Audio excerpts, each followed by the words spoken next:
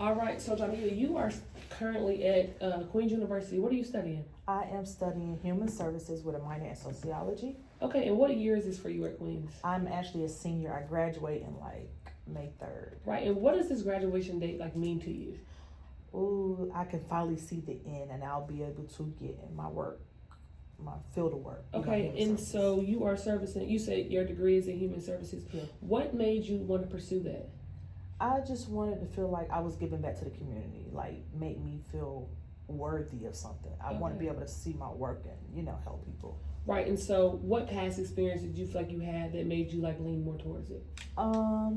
Actually, I feel like when I was searching for schools for my son. Okay. Yeah. Because my son, now he goes to a good school, but searching for schools, I feel like a lot of the schools don't give back to the community. They don't make the kids, they don't understand the other side. Okay. Yeah. And so what do you currently do? I am a program specialist at Right Moves for Youth, which I do like mentoring and leadership. Okay. We focus on social emotional learning, civic duty, educational attainment, stuff like that in 19 CMS schools. Right. And so based off the job you currently have, when you graduate, would you want to stay working with the youth or would you want to lean more to the adult side? What would you want to do with human services? Are you thinking HR? Are you thinking teaching? What's your next idea? I think I want to stay with the youth. Okay. I get compliments all the time that I'm really good with the kids. And I think I would do something along, not teaching, but definitely some kind of mentorship, coaching, something along those lines with kids in underserved areas. Okay. And so how do you define like human service? So when you think of human services, what do you feel like you will be adding to that system? And those are kind of two questions in one. Yeah, I think I would define that more as like building relationships within the community where I always feel like I'm that person that somebody could come to. Okay. Yeah. And so what role do you look to play to the ideal person? Ooh, it's probably like a mentor because a lot of the kids I deal with, Okay. they don't have stable adults in their lives. So a lot of them look at me as the stable adult. Even though they only see me once a week for 1 hour, Right. I'm that person for them. How are you able to stay grounded, right? Being this person that so many people need and count on and you're wanting to mentor and save, how are you going to be able to just stay like one with yourself, right? And not give too much out to the world? That's a good question. You know what? I leave work at work Okay. and I do home at home. I have to have my boundaries. And when I go home, I just focus on me. It's my time. I meditate, I do Pilates. Because it is a lot if you take it home because you're dealing with kids with all sorts of problems. Right.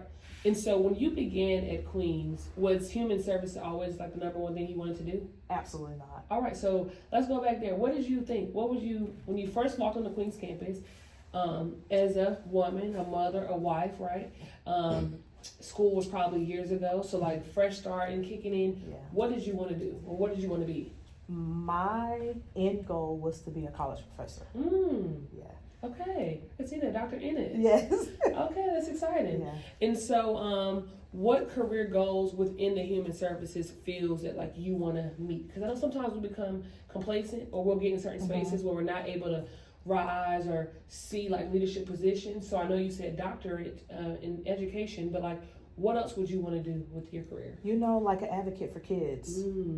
Okay. Yeah. I particularly want to focus on some kind of advocacy for kids who don't have that, particularly like foster care, kids in group homes, stuff like that. All right.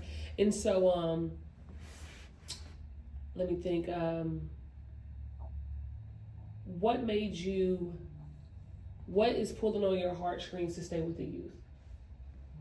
The kids, they look forward to me. If I'm not at that school that day, I hear the assistant principal, the principals, the counselors, they get very upset when you're not there, because they looking for that connection, that relationship. Right, that's extremely important. Yeah. Thinking about over the last 4 years, have you been in college? What kept you going? Because this was a personal goal for myself. Okay. So I was like, you know what? I'm over 40. I need to do something for myself because you never know what tomorrow holds. Right. So and I need to be able to take care of myself. Right. And so what made you choose Queens? It's more of a smaller college. UNCC was just too big for me. Okay. Yeah. Over your years, what have you enjoyed most about being a student at Queens College? Because you did classes in person, right, and then also online. Correct. So take me through that. What did you enjoy most about in person versus online? Actually, in person, one of the college professors, she talked to me about coming to work for her in nonprofit. That's how I ended up at Right Moves for Youth. Wow. Yeah, her name was Sabrina Gilchrist, and she was a professor over at Queens. Okay. And she does counseling. She worked for a nonprofit, executive director. So that's how I got into the nonprofit. And I never knew anything about nonprofit until I met her. Right. So then what switched, right? So if you started off thinking education or doctorates, Yeah. what happened along the line for you to say, hey, I want to get into human services? She asked me to come work for her. Okay. And I really enjoyed my job working with these kids once a week for 1 hour. Okay. Like, I can see the difference I make in them. Right. And so let's go back a little bit further. What were you doing before Queens, or before mentoring, before you thought about teaching, before you thought about mentoring? Where was Janita? Janita was working in retail trying to get through postpartum. All right. Yes. Wow. So shout out to you for being able to, Yeah. hey, come out of postpartum, but also find yourself and want to go get back into school. Thinking back over your 4 years, I know you've taken a lot of classes. What classes have stuck out to you the most? Probably my health informatics class with Dr. Tiffany Shockley, Okay. because it helps me realize we study different populations, Mhm. and then I can see how these underserved areas are not being serviced. Okay. Yeah. And so now let's look towards the future. And I want to be asking you questions about things that may have occurred. And I want to hear your standpoint on them, right? But thinking forward of you being in a human service field, right? Okay. So thinking about like using maybe different skills or different tasks or things that you've learned in class, how would you use those in these situations, right? Okay. So I want to hear, can you describe a time when you helped someone navigate a difficult situation? So maybe I want to hear how you would have normally handled it, like, or how you handled it then versus how you would have handled it now based off what you've learned. Okay, so I had a student at one of my schools. I won't say any names. Alexander Graham. She was a twin, and her mother OD'd in the bed with her. Wow. Me back then, I would have been like, oh, this is out of my expertise. I will go get a counselor, let them handle it. Me being who I am now in the human services field, I was one of the only ones who was able to get her to open up, connect, and agree to therapy. Yeah. Wow. So I can see the effect it's having on me, taking the human services classes, definitely the social issues classes. It is definitely helping. Right. And so I want to hear, what experience do you have working with diverse populations and or vulnerable communities? Because with human services, you guys are busy, and I can hear you say that you want to put your feet in your stamp down in the community. So what experience do you have with those communities so far?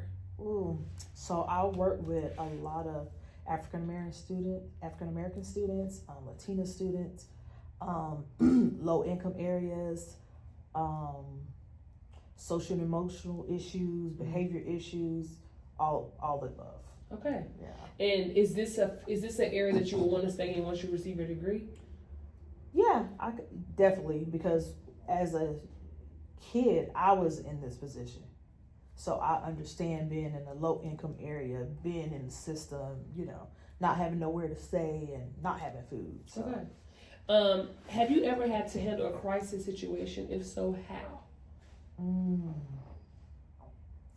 Not that I can think of off the top of my head.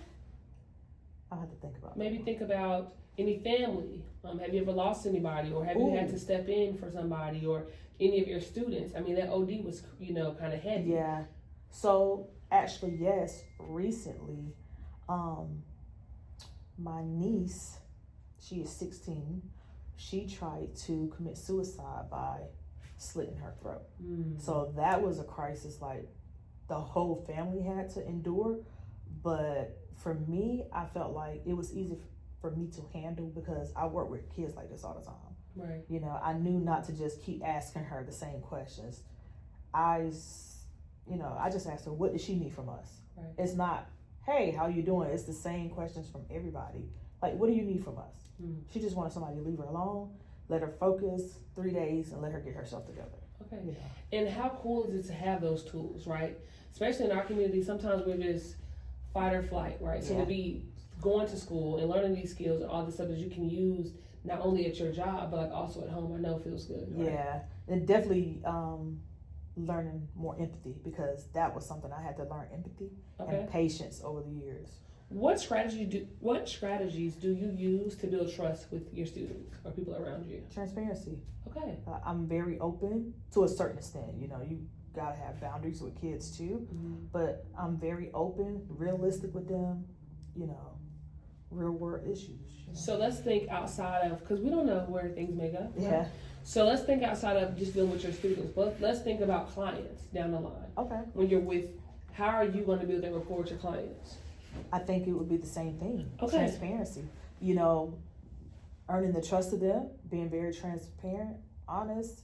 You know, it makes people feel comfortable. They have to be relaxed in their environment. Right. Does it make you nervous? I know you said you did retail, and knowing you, I know you was in charge. So going from adults, right, and knowing that it was like a task or, you know, certain protocols you have to deal with, then you're going to students. And not to say that we can manipulate a mind, but you can kind of, with mentoring, you're trying to clear a path or get them on track. But let's say you get to a student where, or you get to a client, and you can see that they need the help, right? But they're refusing it. So what are you going to do to try to get them on board with it? You know, it's little things. It's Okay. little steps that, you know, it might be just a simple check-in, pop up at the school, bring them lunch, sit down. We don't have to talk today. You know, I just came to check in on you, see how you was doing. We could sit in silence. It's just the trust. It's how you build the trust with each particular person, because every person is different. Right, and just meeting people where they are. Yeah, you have to meet kids where they are, Mm-hmm. because it's different from when I was raised, you know, and then with society and social media, it's different boundaries with these kids. Okay. What social issues are you most passionate about, and how do you hope to make a difference? Ooh, social issues. I think I have a couple actually. I think teen pregnancy. Mm-hmm. I'm very adamant about that. Kids, abuse kids, whether it's mental abuse or physical abuse, and you know, kids in the system, that really gets me. Okay. You know, kids that's in the system for foster, child protective services, DSS. Yeah. Okay. How do you stay informed about policies and resources that impact the population that you serve? I read a lot. Okay. I definitely read a lot. Yeah. All right. What have you encountered? No. What if you decide to encounter a client who needs services outside of your expertise? What steps would you take to help them? I definitely would see what connections I have around it, because being a nonprofit, you make a lot of connections and relationship with different areas of people. So definitely using my relationships, my people skills, connections, trying to get them where they need to be. Okay. I want you to describe a time when you had to mediate a conflict between two parties. Mediate a conflict. So, I work for Right Moves for Youth. So recently we had an event where it's called March Madness. I had a team of cheerleaders from one of my schools, but in the group I have about 25 kids, probably about 15 girls, but they didn't get along. But they all wanted to cheer together. So I had to be the mediator, get them on the same page so we can get through this cheer competition together. Okay. That was hard with 15 teenage girls. Yeah, because Yeah. we know how girls can be. Yeah.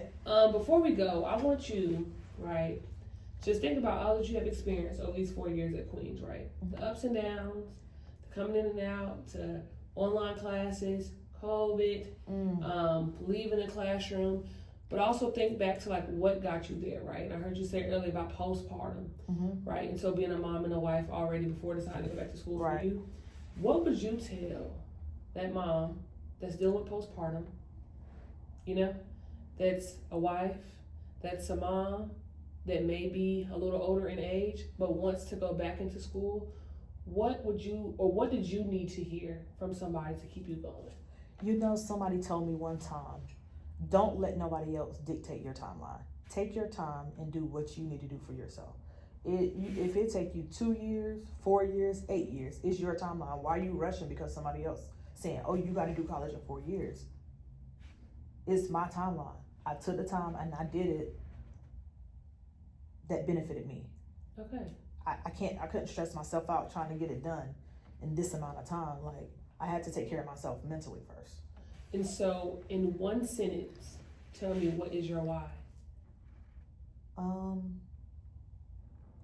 One sentence, what is my why? Yes. Oof, that's a hard one.